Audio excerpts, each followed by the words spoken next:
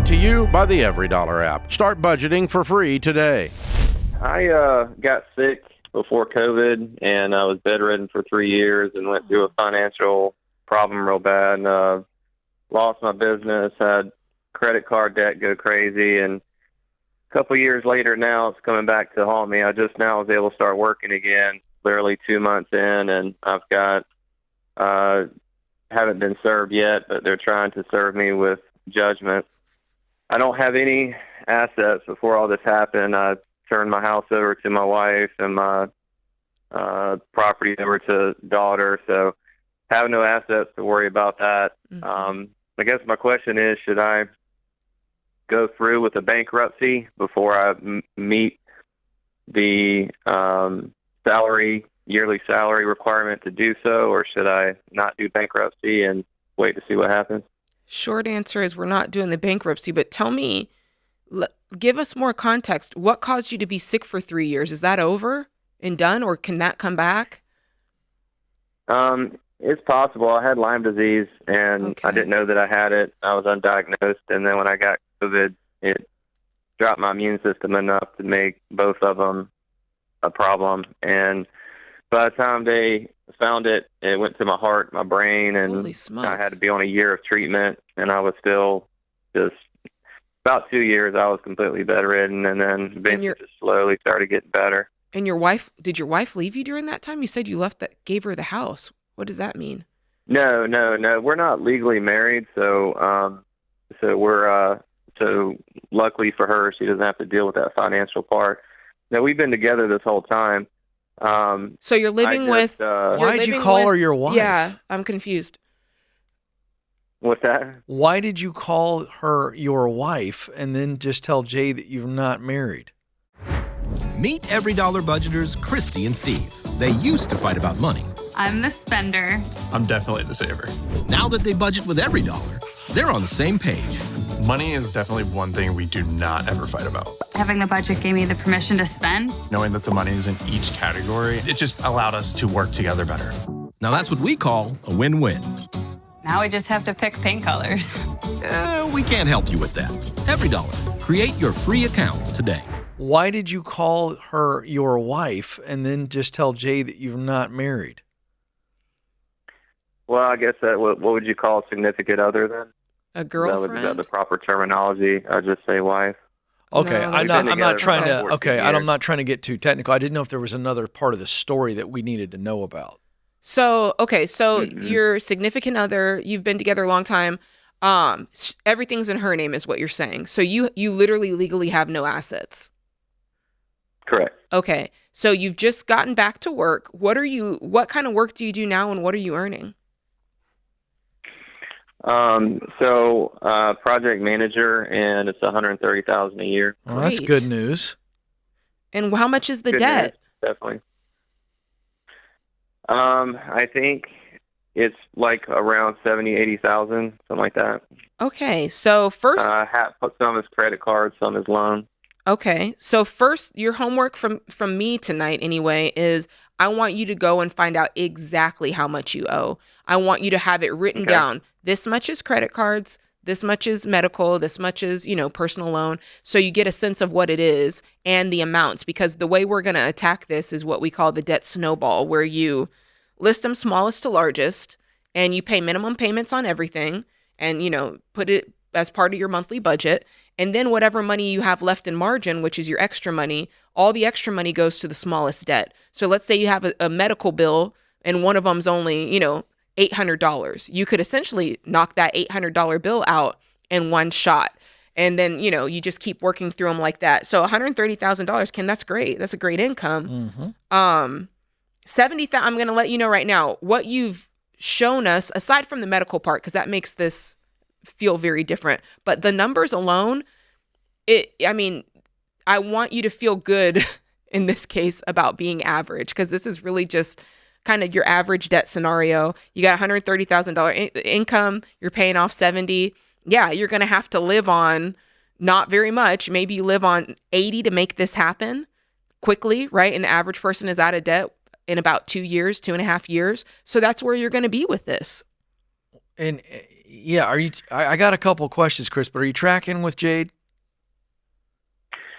Somewhat. What are you not I guess getting? My If you live on 80, that frees up 50,000, and I know taxes and all that, but do you see where I'm getting at? No, I understand that. I guess when you talk with two different attorneys, I'm getting, three different opinions. I've got, bankruptcy attorney saying, hey, do bankruptcy. Another bankruptcy telling me don't do bankruptcy because you have no assets. North Carolina, it's very rare for them to garnish your wages if they can at all. Uh-huh. So the worst you're going to deal with is judgments that may come back to haunt you. And you've got another bankruptcy attorney says, why wait until you make that $130,000? Because in North Carolina, as soon as you hit that $60,000, you can't do Chapter 7. So why not do it now? Let me tell you my reason. Get all the debt behind you. My reason is once you file bankruptcy, you're gonna lose. You lose control over the situation. Yes. And now a court says, here's what the judgment is. Here's what you have to pay a month. Here's what it is. Here's what we'll take. You have no assets. But do you see what I'm saying? You lose control over the situation, and there's an emotional component that's gonna go along with that. That says that it's basically you signing on the paper that says, I lost control. I'm not fit to handle this by myself. Here, you guys take it.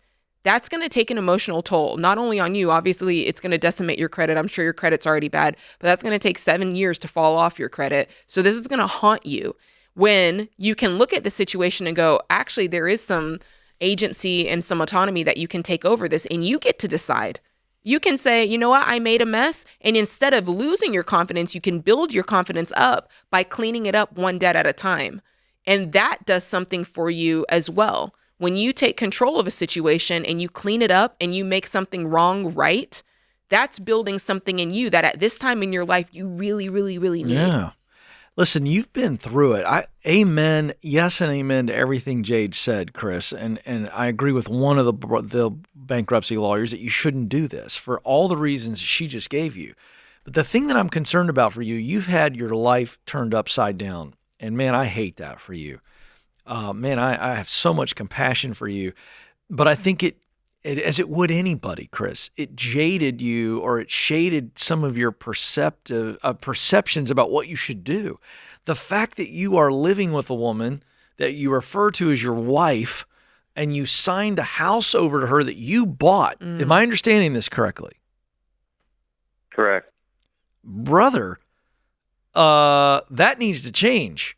Do you want to be with this woman the rest of your life? Yes or no? Oh, yeah, absolutely. Is there a reason why from her that you guys aren't married? Is it her or is it you? Well, religiously, we're married. We went through all of that. So, I mean, we're a family, all that. We just didn't. What do you mean? You got a marriage license? What do you mean religiously you're married? So we went through the ceremony, but we never did a certificate. So in North Carolina, technically, we are married. As far as, North Carolina, when you're living with somebody for 7 years, you're legally married. Common law. Okay. Common law. But as far as... So why not go down to the courthouse today and get the government and all that? Oh, no, hold on. Finish that sentence. I want to hear this reasoning really quick. The IRS, the government, finish that. Yeah, as far as, doing the marriage certificate and IRS and all that, taxes, we file separately. We're separate. We're not legally married. Yeah, I get it. My point is you signed your house over to somebody, and I don't know where that falls in North Carolina law. I don't have time to figure that out on this little bit of a call, but that needs to There's a lot of trust. Yeah. You need to get that. That needs to be fixed. Like, A, don't file bankruptcy. B, get the house back in your name, if that's even possible. I got you. No, dude, Right. This is not something to chuckle about. I don't think you get the concern is what's going on now. The concern is what's going on now is that, going out, we've got credit card and bank. Yeah, Chris, when did you sign the house? When did you assets, right? Put a lien on the house. Here's what I think you did. And I'm not trying to make a bad situation worse, but I have a sense that you guys capitalized on the fact that you never got the marriage certificate when you saw that it was about to start pouring rain on your situation. And I think you transferred that house over to her name. I do too. And If you keep evading this, it is going to follow you. You've got to deal with this. Dig Stop out, trying bro. to move stuff over here and move it over here and do the bankruptcy. Just deal with it. You We've can do seen that. people do this, Chris, and you've done all these kind of little maneuvers, and you think it's funny. Hey, you called us, so I'm going to tell you something. What you're doing, there's nothing funny. It's scary. Create your free EveryDollar budget today, the simplest way to budget for your life.